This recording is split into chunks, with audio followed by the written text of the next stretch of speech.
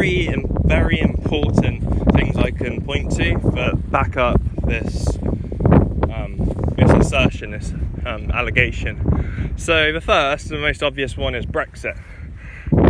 So I used to really respect him because he stood for what he believed in. You know, he was leader of UKIP. He was on the media getting called racist and shit and crazy and bigoted or whatever. And he even got milkshake thrown at him at one point when he was campaigning. And so I really respected him, and he had a lot of popular support, and it was great. And then came the 2019 winter elections, and he basically buckled and endorsed Boris Johnson. He withdrew most of his MPs and stuff on a whim. He liked something that Boris said about Brexit pretty much, and forgot that it's around the Tory party who'd been fucking up Brexit for ages. And so because of that, ultimately we had a largely compromised Brexit.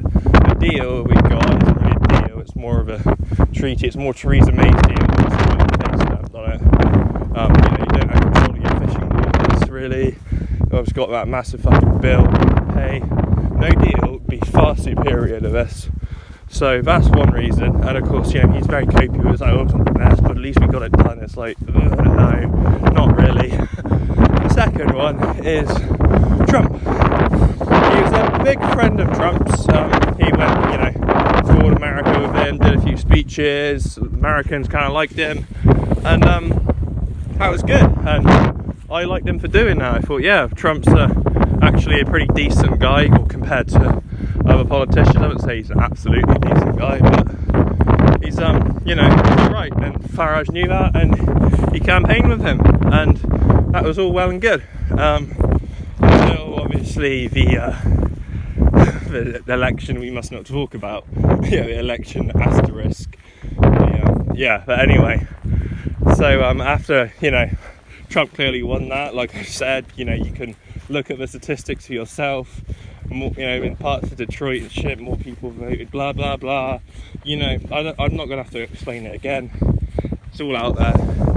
So, Trump won that election clearly in what is quite possibly a landslide, but he certainly won it.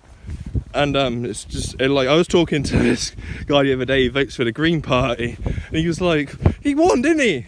Because it's like you look at the statistics. I was like, "Yeah, exactly." It's so someone who votes for the Green Party admits that Trump won. 10% of Democrats don't think Biden won, and it's it's very obvious. If you think about stuff for yourself, think critically about these things, you can see that Trump won. But anyway, Nigel Farage, he was very copy basically about it, and he's been like, I remember what he said, when all those mysterious ballots kept on arriving at 4 a.m. It's like, Trump can go and do his TV thing and run again in 2024 when the election definitely won't be fraudulent. So he's basically conceding on behalf of Trump, and he said like, oh, mail-in ballots are dodgy and stuff, but he's basically acknowledging Biden as president-elect, which is really fucked up and really cowardly. Don't know why. Maybe he's paid off or threatened by someone. But yeah, basically he's saying that Biden is president-elect. And yeah, he's conceded that Trump didn't win, which is bullshit. Trump clearly won. And I think he won by an embarrassingly large amount. But anyway, so that's the second reason. And the third reason, of course, is the lockdowns. Farage put a video up last night, and he was talking about, infections, about Brexit a bit, about the new lockdown, but never in it did he really condemn the lockdown, which was really weird. Because he's been he was sort of pro the March lockdown, sort of anti-November lockdown. Actually, yeah, explicitly anti-November lockdown. The March one, it's sort of understandable if you're like, maybe you should, cut down your socialising, stay at home, get some supplies in, fair enough. Again, it should be voluntary, but you can sort of understand why people have that mentality. And so it's like, yeah, fair enough. It's not nice to get sick, but November one, he was pretty much against it. But this one, he failed to really condemn the lockdown. He sort of like, oh, we are in lockdown, let's deal with it. And it's like, what? you're meant to be against, like, can't you see how a normalising of this is just fucking terrible? Like, you know, like, who knows what human rights are? Like, someone made a post the other day, earlier, talking about, forces don't behave, he'll put Kim Jong-un in as, like, leader. And, like, if Kim Jong-un was leader of the UK, you'd have more rights. I'm not kidding. So, it's fucking, yeah, it's crazy. And it's really bad. Yeah. So, I don't know. Do you think Nigel Farage is a coward? He's done some stuff I respect in the past, but lately, the past year, really, just over a year, it's been a little bit... He doesn't have a fire in him anymore, you know? He thinks Brexit's okay, he thinks Biden's president-elect, he thinks lockdowns are...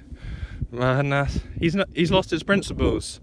And so, I think... he's acting like a coward. I don't necessarily... I think people can change, but from what I've seen, he's acting like a coward, and it really pisses me off because I used to like him. You know, I used to think he was a good person. He stood up for what he believed in, but doesn't seem to be at the moment. So, let me know, what do you think of Farage? But there's some, yeah, really a bit dodgy stuff going on at the moment, I think, guys.